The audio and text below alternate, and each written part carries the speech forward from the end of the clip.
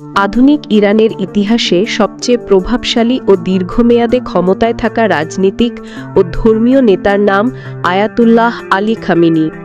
1989 সালে সর্বোচ্চ নেতার দায়িত্ব গ্রহণের পর থেকে আজ পর্যন্ত তিনি ইরানের রাজনৈতিক, ধর্মীয় ও কূটনৈতিক নীতি নির্ধারণের কেন্দ্রে রয়েছেন।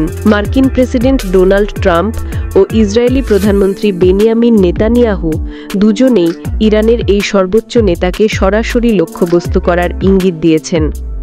মার্কিন প্রেসিডেন্ট ডোনাল্ড ট্রাম্প খামেনিকে উদ্দেশ্য করে বলেছিলেন, ইরানের কথিত সর্বোচ্চ নেতা কোথায় লুকিয়েছেন সেটি তার জানা, কিন্তু এখনই তাকে মারা হবে না।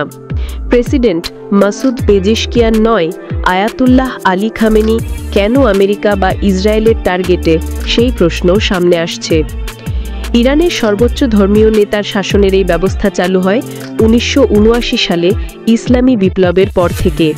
একটি বিপ্লবের মাধ্যমে ইরানে রেজা শাহ পাহলভির রাজতন্ত্রকে উৎখাত করা হয়। তাকে উৎখাতের পর ইরানে ধর্মীয় প্রজাতন্ত্র প্রতিষ্ঠিত হয়। এরপর দেশটি দুজন সুপ্রিম লিডার বা সর্বোচ্চ নেতা পেয়েছে। তাদের পদবি হিসেবে আয়াতুল্লাহ ব্যবহার করা হয় শিয়া ধর্মাবলম্বীদের কাছে, যার অর্থ সিনিয়র ধর্মীয় নেতা। সর্বোচ্চ নেতা হিসেবে আয়াতুল্লাহ আলী খামেনি এখন দেশটির সামরিক বাহিনীর কমান্ডার ইন চিফ। এছাড়া দেশের সব বড় বা গুরুত্বপূর্ণ সিদ্ধান্তে তার সম্মতি দরকার হয়। এমনকি ইরান পারমাণবিক ক্ষমতার অধিকারী হবে কিনা বা জাতিসংঘের আণবিক শক্তি সংস্থাকে সহযোগিতা করবে কিনা, এসবের চূড়ান্ত সিদ্ধান্ত তিনি দেন। আয়াতুল্লাহ আলী খামেনি কে? আলী খামেনির জন্ম 1939 সালের 19 এপ্রিল ইরানের মাশহাদ শহরের এক ধর্মীয় পরিবারে। ছোটবেলা থেকেই ধর্মীয় শিক্ষা গ্রহণ করেন এবং মাশহাদ ও ইরাকের পবিত্র নগরী নাজাফের বিভিন্ন মাদ্রাসায় শিক্ষা লাভ করেন।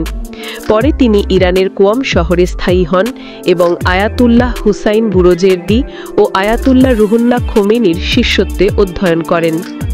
60 এবং 70-এর দশকে তিনি শাহ মোহাম্মদ রেজা পাহলভির শাসনবিরোধী গোপন আন্দোলনে সক্রিয়ভাবে অংশ নেন। এর ফলে বহুবার গ্রেফতার হন এবং শাহের গোপন পুলিশ সংস্থা সাভাকের হাতে নির্যাতিত হন। বিপ্লব পরবর্তী উত্থান। 1979 সালে ইসলামী বিপ্লবের মাধ্যমে শাহের পতনের পর ইরানে নতুন রাজনৈতিক কাঠামো গঠিত হয়। এই সময় খামেনি দ্রুত নতুন শাসন ব্যবস্থার অভ্যন্তরে উচ্চ পর্যায়ের ভূমিকা গ্রহণ করেন। তিনি ইসলামী বিপ্লবী পরিষদের সদস্য, উপপ্রতিরক্ষামন্ত্রী এবং সংসদ সদস্য ছিলেন। 1981 সালে একটি হত্যাচেষ্টায় গুরুতর আহত হন। একটি মসজিদে বক্তৃতাকালে টেপ রেকর্ডারে লুকানো বোমা বিস্ফোরণে তার ডান হাত স্থায়ীভাবে পঙ্গু হয়ে যায়। একই বছরের আগস্টে ইরানের প্রেসিডেন্ট মোহাম্মদ আলী রাজাই ও প্রধানমন্ত্রী জাওয়াদ বাহনার নিহত হলে খামেনি প্রেসিডেন্ট নির্বাচনে অংশ নেন এবং নিরঙ্কুশভাবে জয়লাভ করেন। সর্বোচ্চ নেতার দায়িত্ব গ্রহণ। 1989 সালে আয়াতুল্লাহ খোমেনির মৃত্যু ইরানের জন্য একটি গুরুত্বপূর্ণ মোড়। তার উত্তরসূরি হিসেবে মনোনীত আয়াতুল্লাহ মুনতাজেরিকে শেষ মুহূর্তে বাতিল করা হয়। ফলে একটি নতুন পরিস্থিতিতে সর্বোচ্চ নেতা নির্বাচিত হন খামেনি। তিনি ওই সময় ছিলেন কেবল হুজ্জতুল ইসলাম পদমর্যাদার একজন মধ্যপন্থী আলেম। নিজেই ওই সময় বলেছিলেন, আমি একজন ক্ষুদ্র মৌলবী, এই পদে নিজেকে উপযুক্ত মনে করি না। তবে সংবিধানে পরিবর্তন এনে শীর্ষ ধর্মীয় মর্যাদার চেয়ে রাজনৈতিক প্রজ্ঞা ও সময় উপযোগী দৃষ্টিভঙ্গিকে গুরুত্ব দেওয়া হয়। সেই পরিবর্তনের মাধ্যমে খামেনির উত্থানকে বৈধতা দেওয়া হয়। সংকট ও চ্যালেঞ্জ মোকাবেলা। 2009 সালে আহমেদিনেজের বিতর্কিত পুনর্নির্বাচন ইরানে ইসলামী বিপ্লবের পর সবচেয়ে বড় আন্দোলনের জন্ম দেয়। সর্বোচ্চ নেতা খামেনি ওই নির্বাচনের ফলাফল বৈধ বলে ঘোষণা করেন এবং তীব্র আন্দোলন দমনে অভিযান চালানোর নির্দেশ দেন। এই দমন অভিযানে অনেক বিরোধী কর্মী নিহত হন, গ্রেফতার হন হাজার হাজার মানুষ।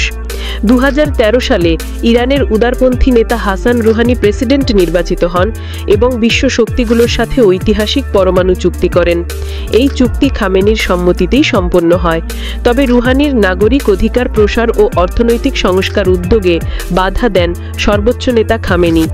2018 সালে যুক্তরাষ্ট্র পারমাণবিক চুক্তি থেকে সরে এসে ইরানের ওপর আবারও নিষেধাজ্ঞা আরোপ করলে সাধারণ ইরানিদের অর্থনৈতিক দুর্দশা আরও বাড়তে শুরু করে। রুহানি সেই চাপ সামলাতে ব্যর্থ হন এবং 2019 সালের নভেম্বরে ব্যাপক গণবিক্ষোভ শুরু হয়। 2020 সালের জানুয়ারিতে ইরাকের মাটিতে একটি ড্রোন হামলায় যুক্তরাষ্ট্র ইরানের প্রভাবশালী জেনারেল কাসেম সোলেইমানিকে হত্যা করে।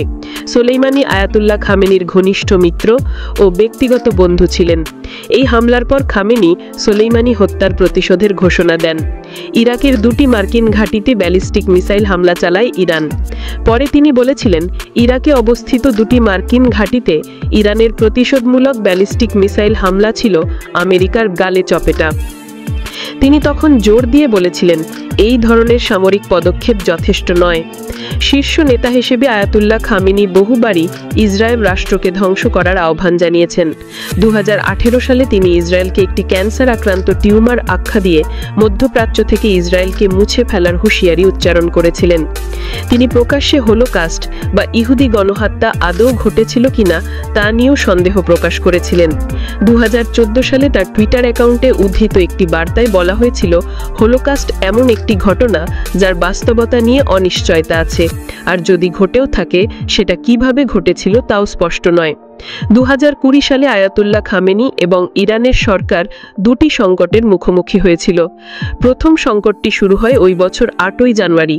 তখন ইরানের ইসলামী বিপ্লবী বাহিনী বা IRGC ভুল করে ইউক্রেন ইন্টারন্যাশনাল এয়ারলাইন্সের একটি পরিবাহী জাহাজ তেহরানের কাছে ভূপাতিত করে। এতে বিমানে থাকা 176 জন যাত্রী সবাই নিহত হন, যাদের অনেকেই ইরানি নাগরিক ছিলেন। ঘটনাটি চাপা দেওয়ার ফলে ইরানে ব্যাপক ক্ষোভের সৃষ্টি হয়। কট্টরপন্থী সংবাদপত্রগুলি পদত্যাগের দাবি জানায় এবং সরকার বিরোধী বিক্ষোভের নতুন ঢেউ ওঠে। ইরানের সুরক্ষা বাহিনী তাদের ছত্রভঙ্গ করতে গুলির ব্যবহারও করেছিল বলে অভিযোগ ছিল। সেই সময় শুক্রবারের জুমার বিরতির এক বিরল খুতবায় আয়াতুল্লাহ খামেনি বলেছিলেন, বিমান দুর্ঘটনায় তিনি মর্মাহত, তবে তিনি তখন সামরিক বাহিনীর পক্ষই নিয়েছিলেন। তিনি বলেছিলেন, ইরানের শত্রুরা এই ট্র্যাজেডিকে কাজে লাগিয়ে ফায়দা লোটার চেষ্টা করছে। ওই বছর ফেব্রুয়ারিতে ইরানে করোনা ভাইরাসের প্রাদুর্ভাব ছড়িয়ে পড়ে। আয়াতুল্লাহ খামেনি প্রথমে করোনা ভাইরাসের হুমকিকে খাটো করে দেখেছিলেন, বলেছিলেন যে ইরানের শত্রুরা এটিকে ভয় দেখানোর কৌশল হিসেবে অতিরঞ্জিত করছে। উত্তরসূরি কে হবেন? 85 বছর বয়সী খামেনি শারীরিক অবস্থা ও বয়স বিবেচনায় তার উত্তরসূরি নিয়ে আলোচনা তীব্রতর হয়েছে। কেউ কেউ মনে করেন তার ছেলে মুজতাবা খামেনি উত্তরসূরি হতে পারেন, আবার কেউ কেউ সম্প্রতি প্রয়াত প্রেসিডেন্ট ইব্রাহিম রাইসিদ্দিকেও ইঙ্গিত দিয়েছিলেন। তবে রাজনৈতিক ক্ষমতার ভারসাম্যে ইসলামী বিপ্লবী বাহিনী বা IRGCর ভূমিকা খুবই গুরুত্বপূর্ণ হবে।